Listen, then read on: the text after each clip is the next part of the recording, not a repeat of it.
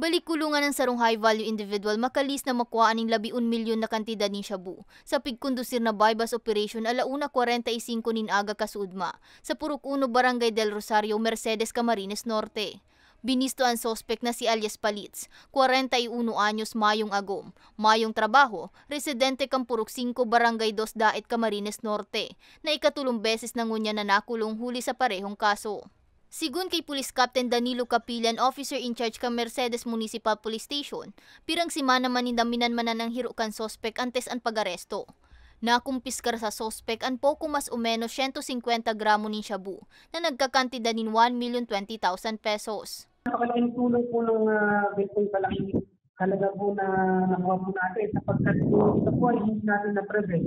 Malamang ang future na po ng ating mga kabataan masisira. Naaresto ang sospek huli kang pinagsararong pwersa ka Mercedes Municipal Police Station, Police Provincial Drug Enforcement Unit, Police Intelligence Unit, asing Camarines Norte 1st Provincial Mobile Force Company. Sa ating mga magulang na tagapakinig na pakigabayan po ang kanilang mga anak sa araw-araw na ginagawa po nila.